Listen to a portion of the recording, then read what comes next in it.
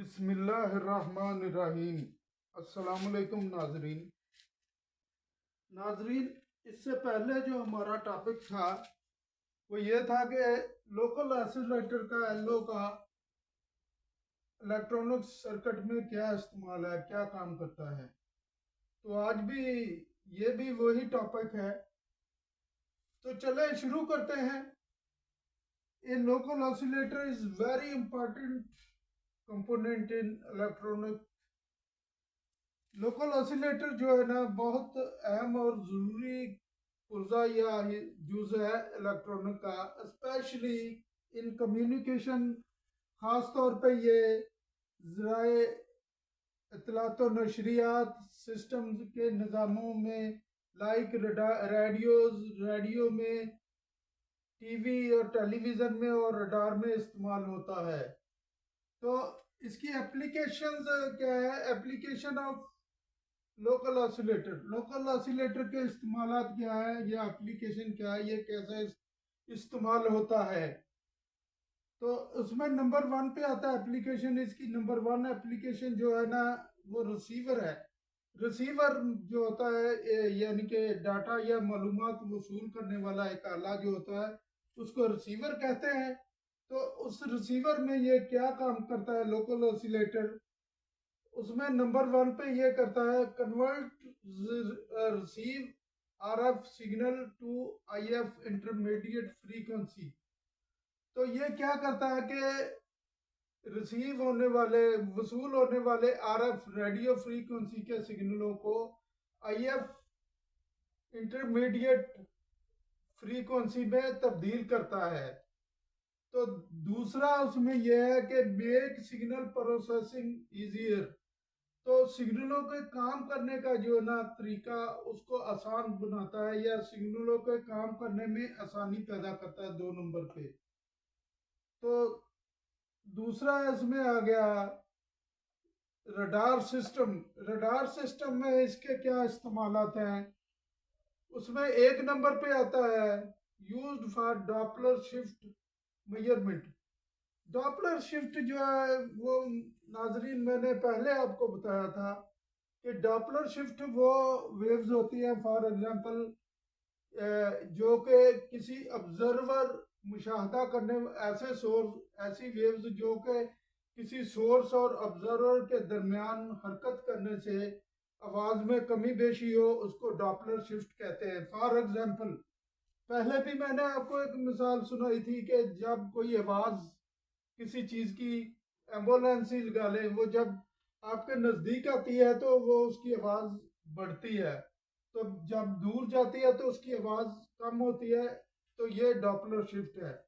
तो ये जो है ना रडार सिस्टम में इस इन वेव्स को डॉपलर शिफ्ट मेजरमेंट, इन वेव्स की जो है ना मेजरमेंट जो है उनको, उनकी पैमाइश के लिए इस्तेमाल होता है ये जो है ना लोकल ऑसिलेटर रडार सिस्टम में। तो दूसरे नंबर पे आता है रडार सिस्टम में, दूसरे नंबर पे ये क्या काम करता है local oscillator? Helps detect speed and distance of object. यानी कि किसी टारगेट ऑब्जेक्ट की, यानी किसी चीज, ऐसी चीज की जो कि हदफ हो रडार का, उसकी डिस्टेंस, उसके फासले को और उसकी रफ्तार को जो ना ये मैयर डिटेक्ट करता है, कोई लगाता है उसका।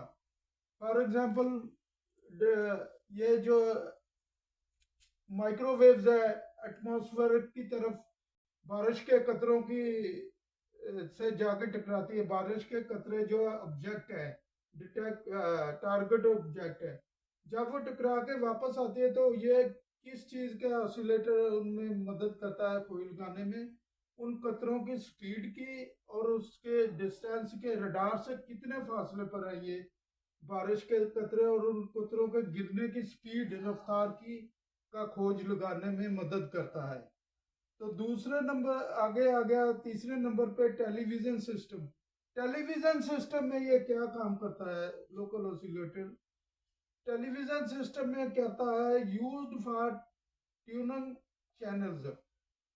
तो जो ना दुरुस्त की करने वाले चैनलों के लिए ये जो ना टेलीविज़न के निज़ाम में इस्तेमाल होता है लोकल ऑसिलेटर। तो कम्युनिकेशन ज़राए इत्तलात व नशरियात के निज़ाम में ये लोकल ऑसिलेटर इस्तेमाल होता है। तो ये उसमें क्या क्या काम करता है, ये काम करता है used for modulation demodulation. Modem कहते हैं मॉड्यूलेशन डीमॉड्यूलेशन के लिए को। तो मॉड्यूलेशन क्या होती है? मॉड्यूलेशन नाजरीन होती है कि मालूमाती सिग्नल को किसी कैरियर पर कैरियर वेव्स पर सवार करता है। जो मॉड्यूलेटर है मालूमाती सिग्नल को कैरियर यानी उठा के ले जाने वाली वेव पर सवार करता है या उन पर लेके रखता है। असल मालूमाती सिग्नल जैसे आवाज़ को लेकर उसे हाई फ्रीक्वेंसी के सिग्नलों पर लेके जाता है। यानी असल मालूमाती सिग्नलों को लेकर हाई फ्रीक्वेंसी के सिग्नलों के ऊपर लेके जाता है, तो ताकि वो दूर तक जा सके। तो मालूमाती सिग्नलों को हाई ऊंचे दर्जे की फ्रीक्वेंसी के सिग्नलों के साथ लेके जाता है ताकि वो जो है ना मालूमाती सिग्नल दूर के टारगेट तक जा सके। और ये आमतौर पर रडार का जो टारगेट होता है 250 किलो 250 किलोमीटर मुरब्बा मीटर के राउंड अबाउट में होता है। तो ये मालूमाती सिग्नलों को ऊंचे दर्जे की फ्रीक्वेंसी के साथ लेके जाने वाला ताकि वो फ्रीक्वेंसी दूर तक इन सिग्नलों को लेके जा सके। ये इन मालूमाती सिग्नलों को ऊंचे दर्जे की सिग्नलों के साथ के ऊपर सवार करने वाला जो ना निज़ाम या पुर्जा मॉड्यूलेटर कहलाता है। तो डी अब आगे आ गया नाजरीन डीमॉड्यूलेशन क्या होती है? डीमॉड्यूलेशन वो सर्किट या हल्ला होता है जो मॉड्यूलेटेड सिग्नल असल मालूमाती सिग्नल की मालूमात को वापस हासिल करता है।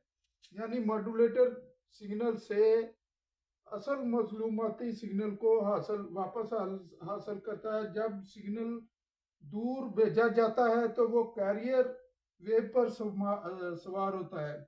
जब सिग्नल दूर जाता है तो मॉड्यूलेटर जो उनको कैरियर वेव पर सवार करता है, जबकि डी मॉड्यूलेटर जो है इन सिग्नलों को असल आवाज से इन सिग्नलों इस सिग्नल से असल आवाज या डाटा को अलग करता है। तो ये जो है ना डीमॉड्यूलेटर इन सिग्नलों को असल आवाज या सिग्नलों से डाटा से अलग करता है, डीमॉड्यूलेटर। तो ये जो है ना कम्युनिकेशन इत्तलात और नशरियात में जो use for modulator demodulator system के निज़ाम के लिए इस्तेमाल होता है। और ये मॉडम क्या है? मॉडम आपको पता है नाजरीन, जिसमें इंटरनेट की केबल लगती है, या मॉडम आप लगा ले जैसे ये वाईफाई का मॉडम होता है उसे भी मॉडम कहते हैं।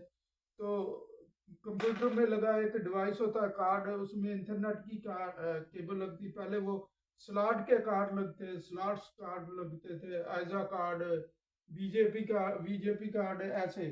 तो अब जो बिल्ट इन कार्ड आ गए हैं मॉडम कार्ड, जो बिल्ट इन जिसमें इंटरनेट की केबल लगती है इंटरनेट के लिए नेटवर्किंग के लिए, उसको मॉडम कहते हैं। ये मॉडम पुर्जा है। तो आम मॉडम भी होता है जैसे ये वाईफाई का मॉडम है जिसमें से वाईफाई सिग्नल स्ट्रेच होते हैं, उसको मॉडम कहते हैं, और वो भी मॉडम है। तो ये मॉडम जो है ना मॉड्यूलेशन डीमॉड्यूलेशन कहलाता है। तो ये इतलात और नशरियात में या इंटरनेट में ये इस्तेमाल होता है मॉड्यूलेशन डीमॉड्यूलेशन। तो अब आगे है why local oscillator is important, कि लोकल ऑसिलेटर क्यों जरूरी है। उसमें पहले नंबर पे आता है प्रोवाइड स्टेबल फ्रीक्वेंसी। ये जो ना लोकल ऑसिलेटर स्टेबल कारामद फ्रीक्वेंसी ज्यादा देर पर फ्रीक्वेंसी मुहैया करता है। एनेबल एक्यूरेट सिग्नल ट्यूनिंग, जो ना ये दूसरे नंबर पे एनेबल एक्यूरेट सिग्नल ट्यूनिंग। ये जो लोकल ऑसिलेटर जो है ना ये एनेबल काबिल यानी कि असलाह करने, सिग्नलों की असलाह करने के सिग्नलों को में असलाह करने के लिए ये काबिल बनाता है, इस काबिल बनाता है कि सिग्नलों में असलाह हो सके, सिग्नलों में दुरुस्तगी हो सके। तो ये सिग्नलों को इस काबिल बनाता है, दुरुस्तगी के काबिल बनाता है ये लोकल ऑसिलेटर। अब आगे आ गया तीसरे नंबर पे, एसेंशियल फॉर फ्रीक्वेंसी ट्रांसलेशन। तो ये जो ना, फ्रीक्वेंसी ट्रांसलेशन क्या है? फ्रीक्वेंसी ट्रांसलेशन का मतलब है एक फ्रीक्वेंसी से दूसरी फ्रीक्वेंसी में तब्दील होना, फ्रीक्वेंसी ट्रांसलेशन कहलाता है। तो ये इसका मतलब ये है, essential for frequency translation. Frequency की तब्दीली के लिए या एक फ्रीक्वेंसी से दूसरी फ्रीक्वेंसी में तब्दील होने के लिए ये बहुत अहम या ज़रूरी है लोकल ऑसिलेटर। अब आगे आ गया नाजरीन, सिंपल एग्जांपल, सादा मिसाल। सादा मिसाल में क्या है? उसमें यह है कि इफ अगर सिग्नल फ्रीक्वेंसी जो पीछे से लोकल ऑसिलेटर को जो पीछे से मिलती है फ्रीक्वेंसी, वो उसको सिग्नल फ्रीक्वेंसी कहते हैं।